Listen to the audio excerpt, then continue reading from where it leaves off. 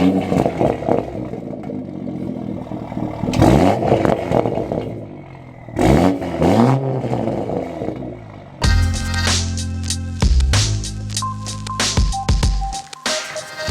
going on, everyone? Back with another episode of Stuff and Things. The Supra is now on to the next stage of the build. It is currently sitting at stage 2, and this is probably as far as I'm going to push the performance mods with this car, at least for this summer. It's at a point now where it's making a lot more power than it was stock. I'm super happy with the fit and finish of all of the parts that I chose. This car is, in my opinion, kind of perfection right now. And I didn't push it to a point where I'm going to be losing reliability. If I go up to stage 2, it requires a lot more performance mods. And as of right now, with the tune and the parts that I have installed, this thing is great. Now, there will be some more performance mods in the future, but not really performance to make more power, more preventative stuff, handling higher boost loads and just making the car even more dialed in and bulletproof than it is right now. So for stage 2, what did we do to it? The first thing was finding a reputable shop that I could trust working on this car, because this thing is very special to me. I was able to buy my dream car, and I'm super happy that I own this thing now. I didn't want to just take it to some random shop, so I went to my friends at TRU Automotive in Denver, Colorado, and they installed all of these parts in just a few hours. Absolutely no hiccups on the install, and then I went out the next day and tested everything that we've done, and it's so good to drive now. Searching for a performance shop in this area, the pickings are kind of slim, but I've seen the work that TRU has done on some of my friends' trucks and other vehicles. So when I hit them up and asked them if they were down to work on the Supra, they jumped at it. They're like, hell yeah, we love cars, we love race cars, let's see how we can help you out. So for this install, we did a little bit of suspension work, a little bit of exhaust stuff, and then I tuned it myself, and it's pretty simple overall, but let's take a look at this process.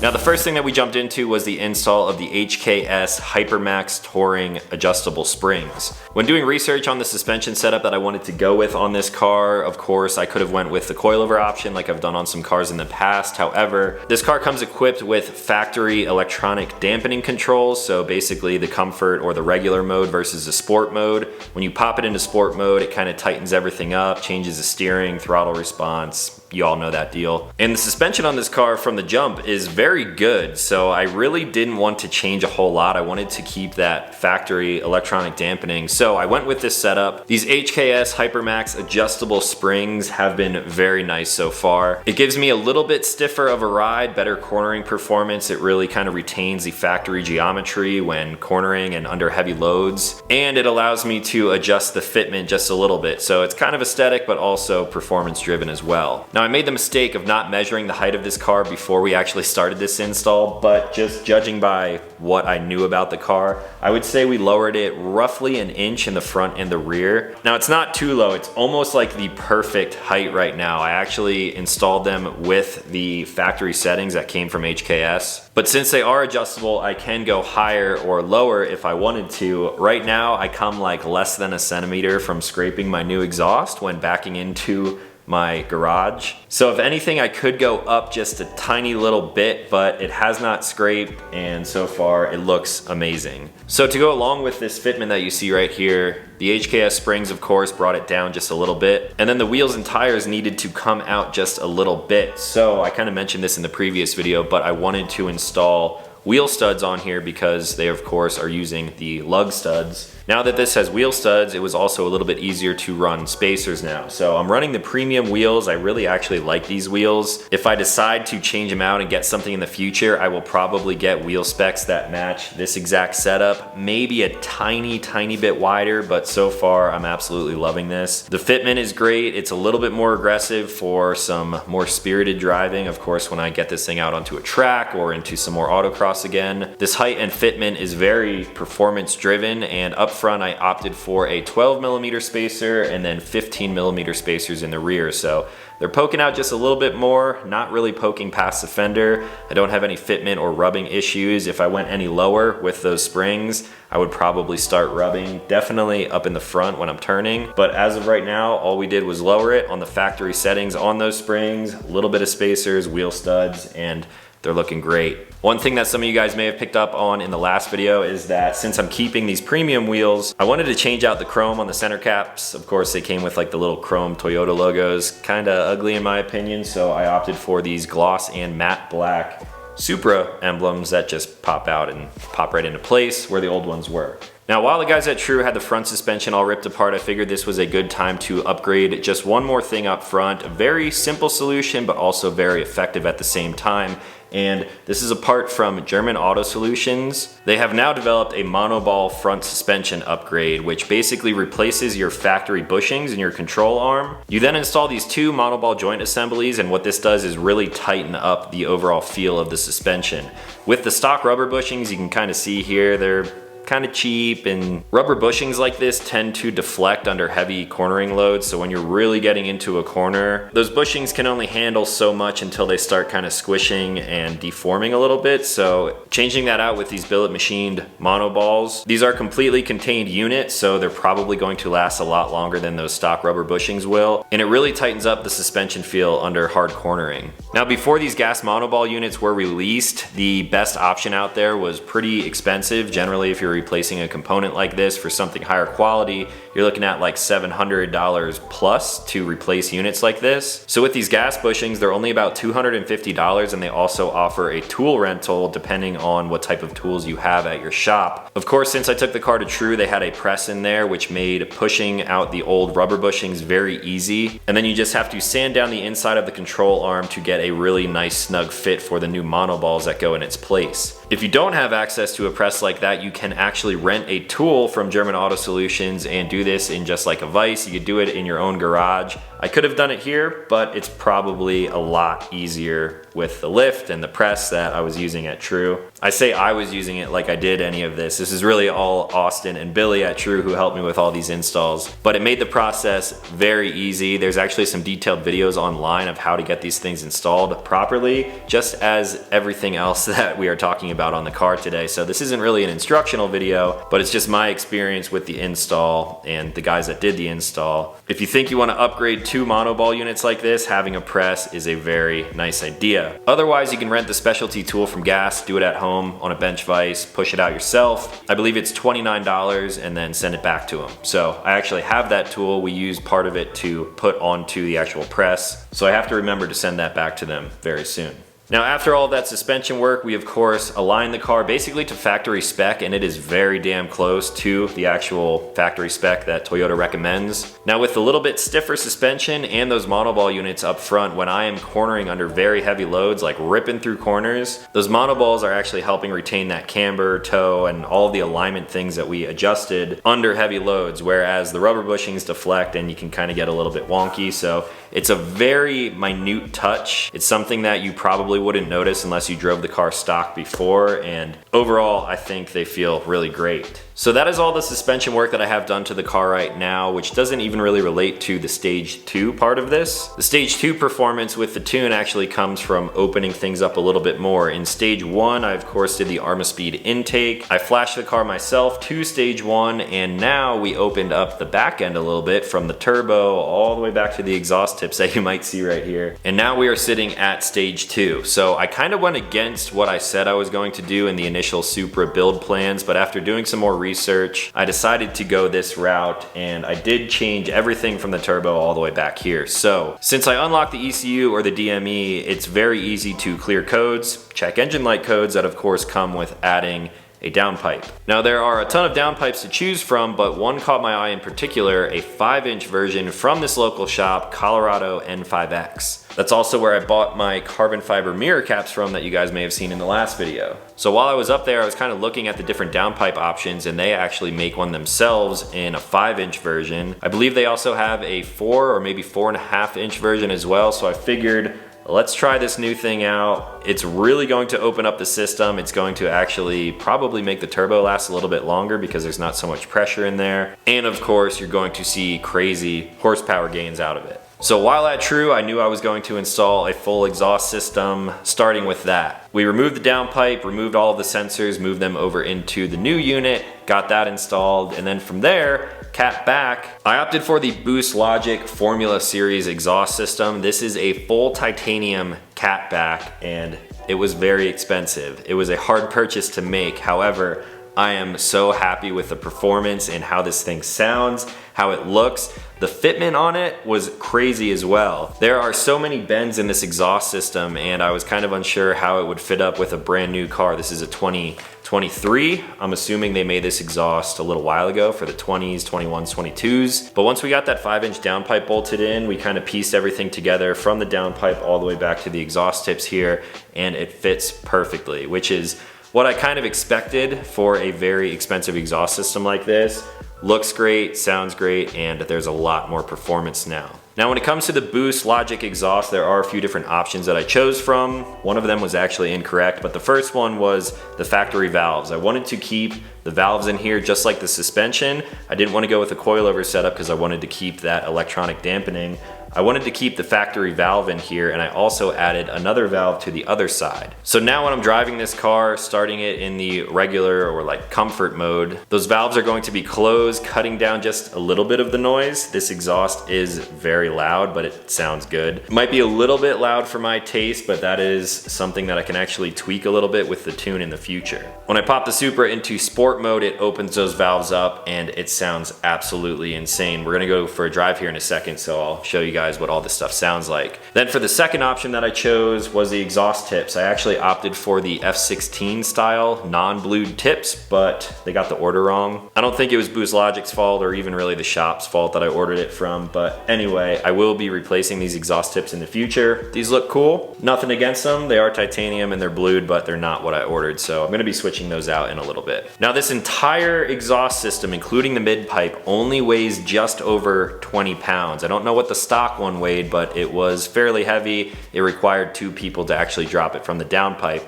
So we're saving about 33, a little over 33 pounds by going with this titanium exhaust system. And one thing that I want to do to this car is of course keep it light. That's kind of one of the reasons why I haven't upgraded the wheels just yet, because it's hard to find wheels in this spec that are lighter than the stock premium wheels. Unless I'm gonna spend like 10 grand for each wheel in each corner. It's just kind of ridiculous, but I might do that in the future. Never say never. Now in the rear of this exhaust, the quad pipe muffler system really takes the B58 engine and turns it into something that really can't be replicated by any other exhaust system. I did a ton of research on the exhaust. I was looking at all different manufacturers, and this one really spoke to me because of just like the overall fit and finish of it. It looks incredible. It's truly a work of art. The rear of it does hang a little bit low, which is kind of cool, but also lowers your ground clearance just a little bit. When you are driving behind this car and you see this exhaust system there, it's definitely a sight to see. It's very impressive and it sounds amazing too. So after the 5-inch downpipe install, full titanium catback install, this thing was ready to tune and drive. So like I mentioned in the stage 1 video, I plugged in my little MHD tuning module, hopped on my phone, and I had already bought all of the packs, so bumped up to the stage 2. And I learned a lot more about the tuning aspects and all of the parameters that I can change with this. I did some data logs so I could see how much boost I'm running now and all sorts of other info. I think I am gonna bring you guys a dedicated video on this because it's kind of interesting. But anyway, flashed to stage 2 and took the car for a test drive, and it rips. So that's a whole lot of talking. That's where the car is sitting at right now.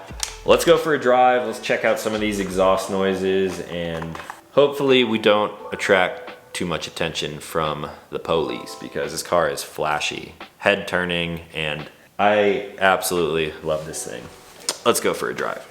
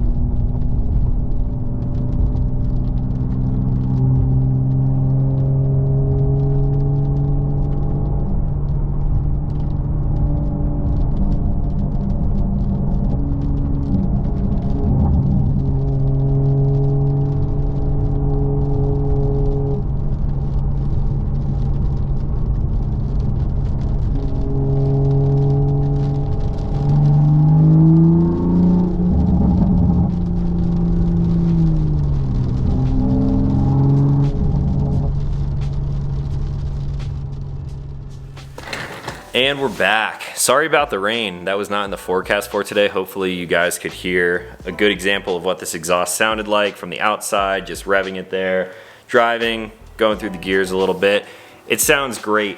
The cabin noise I was a little bit worried about, but honestly when I'm cruising at like 70 miles an hour, typically sitting around like 2,500 RPMs, you can still have a conversation in a normal speaking tone like this with the person sitting next to you, and it's not overly loud, and that's for both comfort and sport mode. Hopefully you could also kind of pick up on the exhaust pops and gurgles, the high pitch and the high rev range, and then the really low throaty sounds. When I was changing between comfort and sport, I think it sounds great. I'm really loving this build so far, and I'm excited to do some more in the future. This thing handles way better than it did stock thanks to those monoball joints in there, the new suspension, it looks a lot better. And the readout on the dash for horsepower and torque, like I mentioned in the stage 1 video, is definitely not completely accurate, but I will plan on getting this thing on a dyno here in the future, maybe a custom tune. I really just want to see what kind of power this is putting down now, because stock, this car with the 6-speed manual is coming in at 382 horsepower, so I would say we are easily into the 400s by now, but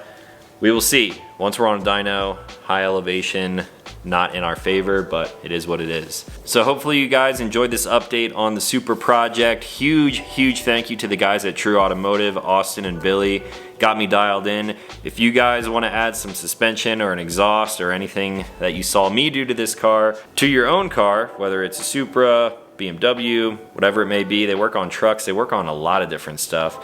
Give them a call. I'll leave a link to their contact details in the description down below. And if you guys have any questions on parts, setups, tuning, whatever it may be, let me know.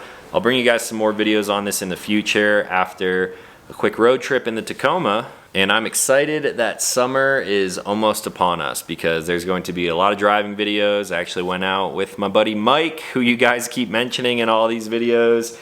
Supra versus GTR.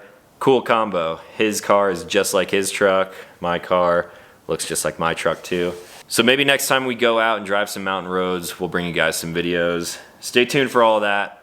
That's all that I got for today. If you're new here, consider clicking subscribe. I'm making new videos every single week. Leave a like, share this stuff with your friends. It may not seem like a lot, but it really helps creators like myself out. So thank you guys for watching. I'll talk to you in the next one.